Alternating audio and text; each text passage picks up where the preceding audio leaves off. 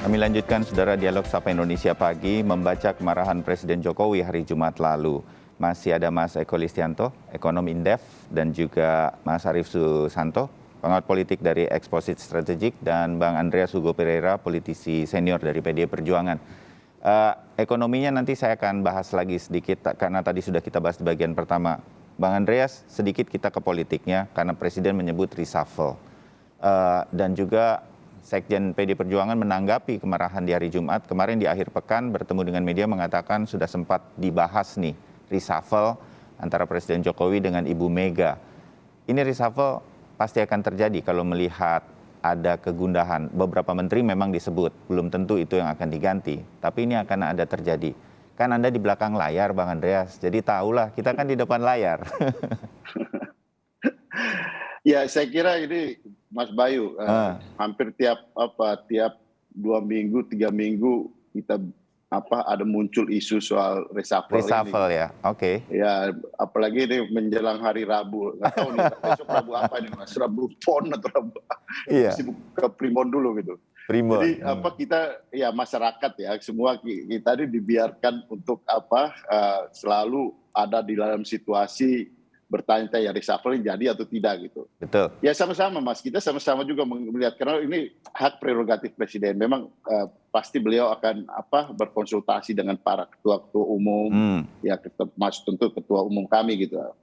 Nah, tapi masalahnya juga kalau menurut saya ini harus berkaitan dengan substansi. Pertama ini harus berkaitan dengan substansi sehingga ada perubahan. Nah, dalam arti yang tadi kalau kita bicara substansi ini terletak pada persoalan pada persoalan pada menteri atau soal keberpihakan sistem ekonomi yang kita bangun. Nah ini satu hal sehingga ada perubahan gitu. Ya. Nggak cuma marah tapi ada perubahan signifikan kalau bisa. Betul. Okay. Saya kira itu yang dibutuhkan oleh masyarakat gitu dan ini penting untuk Presiden. Kenapa? Karena pemerintahan ini tinggal 2 tahun lagi gitu efektif gitu. Dan Presiden kalau mau reshuffle lah sekarang. Ini waktunya gitu. Dengan evaluasi tadi gitu. Apa yang sudah disampaikan soal kemarahan beliau, terlepas dari itu kemarahan substantif atau kemarahan politis, ya kita lihat. Tapi masyarakat inginnya ada perubahan dan ada legacy yang jelas yang ditinggalkan oleh Presiden nanti setelah 2024. Karena itu perlu didukung oleh kabinet yang ya benar-benar bekerja serius sesuai dengan apa yang disampaikan, apa yang dimaksudkan oleh Presiden. Ya, masukan seperti ini Bang Andreas disampaikan PDI Perjuangan kepada Presiden.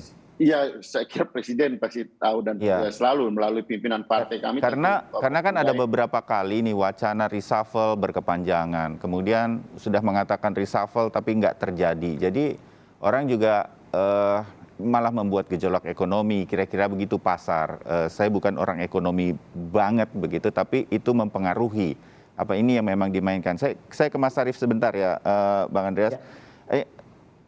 Kali ini reshuffle memang diperlukan, seperti Bang Andreas katakan tadi, untuk mengatasi masalah yang disebut nih. Kita kok nggak peduli atau pro terhadap produk dalam negeri, ini memang harus reshuffle. Atau reshuffle-nya akan lebih kepada politis, Mas Arief, melihat 2024, mengingat PAN harus masuk, tapi PKB juga jadi ketakutan. Siapa tahu kursi kami ini, begitu kira-kira. Mas Arief udah senyum-senyum tuh. Itu kan yang terbaca juga di media sosial, terutama oleh publik. Mas Arief. Iya, saya ke poin terakhir tadi ya. Kita kalau mau buat perbandingan, itu saya ingat Gus Dur. Jadi dulu Adi Masardi pernah menyebut bahwa reshuffle bisa dilakukan setiap waktu. Nah, pernyataan itu sungguh-sungguh membuat para menteri kemudian merasa tidak aman. Jadi saya pikir spekulasi politik itu perlu diredam sama pada situasi hari ini ketika kita lebih membutuhkan akselerasi kinerja pemerintahan dibandingkan katakanlah kegaduhan politik gitu ya. Dan menarik sebenarnya untuk melihat bahwa dalam sejarahnya Presiden Jokowi itu tidak pernah gaduh ketika melakukan reshuffle. Jadi biasanya para elit politik kemudian publik akan berspekulasi, tetapi ketika spekulasi itu mereda, pada saat itulah Presiden datang dengan keputusan yang mengejutkan, mengganti menteri ya. Dan saya kira itu yang akan terjadi. Entah Rabu. Oke. Jadi kalau kali ini ada marah-marahnya justru belum terjadi walaupun sudah mendekati hari Rabu ya, Mas Arief ya. Iya, batas waktu bagi presiden untuk Ya. segera melakukan reshuffle itu saya kira terbatas. Oke. Saya memandang bahwa waktu terbaiknya itu bukan persoalan Rabu atau Kamis gitu ya, tapi pada kuartal pertama atau paling lambat semester pertama 2022 ini. Ya, ini ada hubungannya dengan yang Anda katakan Mas Arief, di beberapa komentar Anda di media online yang saya baca, ini politik simbolis sehingga kemudian Presiden menggunakan marahnya untuk mempersiapkan kabinetnya bahwa saya akan melakukan reshuffle, itu bisa juga terjadi. Kenapa sampai harus marah dulu kali ini, Pak Jokowi, menurut Anda? Iya, ini menjadi sebuah tren ya, terutama sejak 2004 ketika pemilu langsung dilakukan gitu ya, karena bahasa yang paling mudah diserap oleh publik itu adalah bahasa yang eksplisit semacam ini. Oke. Ya, mayoritas publik tentu tidak paham kebijakan ekonomi, tidak paham kebijakan-kebijakan yang lain gitu ya. Tetapi kalau marah kan kita semua paham gitu ya. Nah, jadi ini saya kira bagian dari komunikasi politiknya presiden ya. Tetapi yang saya khawatirkan adalah nomor satu, marah menjadi sebuah kecenderungan umum dalam pemerintahan kita. Yang kedua, marah dipahami sebagai bagian dari kerja. Ya, paling tidak publik akan melihat itu, begitu kira-kira ya, Mas Arief. Ya kan kita tahu ya bahwa misalnya pada level lebih rendah ya, kepala-kepala daerah yang suka marah itu biasanya cenderung lebih populer gitu ya. Betul. Jadi juga. Saya khawatir, nanti orang memahami bahwa marah means bekerja gitu loh. Oke, baik. Saya ke Mas Eko. Saya kembali sedikit ke ekonomi, Mas Eko. Kalau situasi seperti saat ini bukan di lapangannya, kita memang punya masalah ekonomi. Nggak kecil, cukup besar. Bahkan minyak goreng yang biasanya jentik jari, ini lama benar kita harus benahi. Ada minyak goreng, ada APBN yang sekarang sedang ketat dengan segala situasi karena pandemi dan lain-lain. Nah, reshuffle atau benahi aturan. Kalau reshuffle, kita bisa tebak ini di bagian ekonomi akan terjadi reshuffle dan apakah itu mumpuni untuk 2 tahun di mana situasinya juga akan masuk tahun politik, bahkan sekarang pun sudah tahun politik. Menurut Anda Mas Eko, apa yang harus dilakukan Presiden sekarang? Ya, yang pertama tentu saja melihat situasi ekonomi yang terkini, tentu pembenahan terutama di banyak aspek ya di ekonomi yang terutama yang menyangkut langsung kepada kebutuhan masyarakat itu sangat penting begitu. Ini nanti kalau bisa dilakukan kan tentu saja mungkin ya dari Mas Arief tadi ya soal aspek elektabilitas dan lain-lain begitu. Nah kalau nggak berhasil ya memang akan ada ya resiko bahwa kemudian ya elektabilitas turun lagi begitu. Nah tapi di sisi lain ada sebetulnya yang melatar belakangi kenapa kemudian aspek ekonomi ini memang harus sesegera mungkin begitu. Karena tadi ya situasi di global sudah tidak mendukung lah kira-kira begitu ya terhadap ini sehingga harapan satu-satunya itu memang harus lebih ke dalam dulu begitu. Ya kayak kemarin juga kita juga mulai itu melihat bagaimana ketika pandemi ya kita melihat apa potensi yang bisa dilakukan di dalam negeri gitu. Dan posisi hari ini sebetulnya ada tren yang sudah membaik yaitu adalah arah pemulihan ekonominya itu sudah jelas ya kita tahun lalu tumbuh positif harapan tahun ini tumbuh lebih tinggi lagi ya bahkan bisa lebih tinggi dari sebelum situasi pandemi gitu harapannya begitu tetapi untuk mencapai target itu tentu butuh kerja ekstra. Nah selama periode pemerintahan Pak Jokowi ini sesungguhnya memang target pertumbuhan ekonomi belum pernah tercapai begitu ya dari yang dijanjikan ya bahkan itu dari asumsi makro ya bukan hanya dari kampanye begitu. Sehingga ya menurut saya memang harus ada upaya yang lebih nyata begitu ya.